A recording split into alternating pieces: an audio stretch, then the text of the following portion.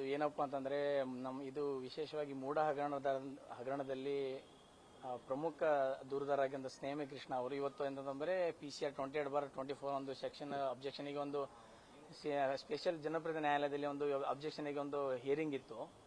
ಅವ್ರು ಬಂದ ಸಂದರ್ಭದಲ್ಲಿ ಇವರು ಆ ಕೋರ್ಟ್ ಆವರಣದಲ್ಲೇ ಬಂದುಬಿಟ್ಟು ಅಲ್ಲೇ ನೋಟಿಸ್ ಕೊಟ್ಟು ಅಲ್ಲೇ ಅವರಿಗೆ ವಿಚಾರಣೆಗೆ ಅಂತ ಹೇಳಿ ಕಸ್ಟಡಿಗೆ ತಗೊಂಡು ವಿಚಾರಣೆ ಮಾಡ್ತೀವಿ ಅಂತ ಹೇಳಿದ್ದಾರೆ.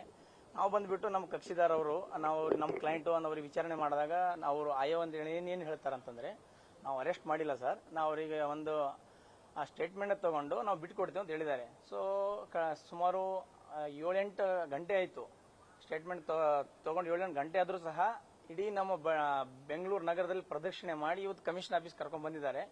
ನೋಡುವ ಇನ್ನೂ ಟೈಮ್ ಇದೆ, ಸಾಧ್ಯ ಆದರೆ ಅವರು ಜಡ್ಜ್ ಮುಂದೆ ಪ್ರೊಡ್ಯೂಸ್ ಮಾಡಿದರೆ ನಾವು ಕಾನೂನು ಹೋರಾಟ ಮಾಡೋಕ್ಕೆ ನಾವು ಎಲ್ಲ ರೀತಿಯಲ್ಲಿ ನಾವು ತಯಾರಿ ಮಾಡ್ಕೊಂಡಿದ್ದೀವಿ.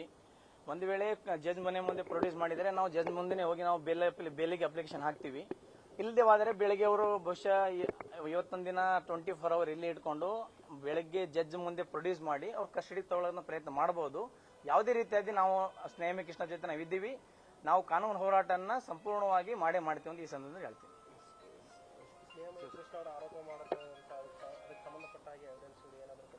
ಅವ್ರು ಈಗಾಗಲೇ ಅವ್ರು ಆರೋಪ ಮಾಡಿರ್ತಕ್ಕಂಥ ಏನು ಹೇಳಿಕೆ ಇದೆ ಅದನ್ನು ಈಗಾಗಲೇ ಕೋರ್ಟಿಗೆ ಅವರಾಗೆ ಖುದ್ದು ದಾಖಲೆ ಮಾಡಿದ್ದಾರೆ. ಹಿಂಗಿಂಗ ಆಗಿದೆ ಸ್ವಾಮಿ, ಇದನ್ನು ತನಿಖೆ ಮಾಡಂತ ಹೇಳ್ಬಿಟ್ಟು ಅವರಾಗೆ ಕೋರ್ಟಿಗೆ ಸಬ್ಮಿಷನ್ ಮಾಡಿದ್ದಾರೆ. ಆದರೂ ಸ್ನೇಹಮಯ ಕೃಷ್ಣನ್ ಇವತ್ತು ಬೆಳಗ್ಗೆನೆ ಅವರು ಏನು ಅಪರಾಧಿ ಅಂತ ಆರೋಪ ಮಾಡಿದ್ದಾರೆ, ಅವರು ಬೆಳಗ್ಗೆನೆ ಒಂದು ಅವ್ರ ಮೇಲೆ ಕಂಪ್ಲೇಂಟ್ ಕೊಟ್ಟಿದ ತಕ್ಷಣ ಮಧ್ಯಾಹ್ನಕ್ಕೆ 3 ಗಂಟೆವರೆಗೆ ಕಸ್ಟಡಿಗೆ ತಗೊಂಡು ವಿಚಾರಣೆ ಮಾಡಿದ್ದಾರೆ. ಮುಂದಿನ ದಿನಗಳಲ್ಲಿ ಇದಕ್ಕೆ ಸತ್ಯಾಸತ್ಯತೆ ನಾವು ಕೋರ್ಟ್ ಮುಂದೆ ಹಾಜರುಪಡಿಸ್ತೀವಿ.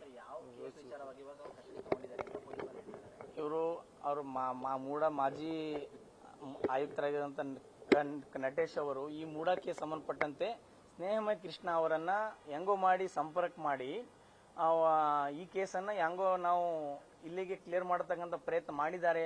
ಈ ಕೇಸಲ್ಲಿ ನನ್ನ ಆಡಿಯೋ ಕ್ಲಿಪ್ ಅನ್ನ ನನ್ನ ಹೆಸರು ತುಳುಕ್ ಆಗಿದೆ ಅನ್ನೋ ಕಾರಣಕ್ಕೆ ನಮ್ಮ ಕಕ್ಷಿದಾರ ಸ್ನೇಹಮಯ ಕೃಷ್ಣ ಅವರು ಖುದ್ದಾಗಿ ಕೋರ್ಟಿಗೆ ಸಬ್ಮಿಷನ್ ಮಾಡಿದ್ದಾರೆ, ತನಿಖೆ ಮಾಡಿ ಅಂತ ಹೇಳ್ಬಿಟ್ಟು. ಸೊ ಹಾಗಾಗಿ ಇದರಲ್ಲಿ ಎಷ್ಟು ಮಟ್ಟಿಗೆ ಸತ್ಯತೆ ನಾಳೆ ಮುಂದಿನ ದಿನಗಳಲ್ಲಿ ಎಲ್ಲ ನಿಮ್ಮ ಮೀಡಿಯಾ ಮುಂದೆ ಎಲ್ಲ ಗೊತ್ತಾಗುತ್ತದೆ. ಹಾಗಾಗಿ ನಾವು ಸ್ನೇಹಮಯ ಕೃಷ್ಣ ಪರವಾಗಿ ನಾವು ಕಾನೂನು ಹೋರಾಟಕ್ಕೆ ನಾವು ಬದ್ಧರಾಗಿದ್ದೀವಿ. ಕರೆಕ್ಟ್ ಕಸ್ಟಡಿಗೆ ತಗೊಂಡಿದ್ದಾರೆ.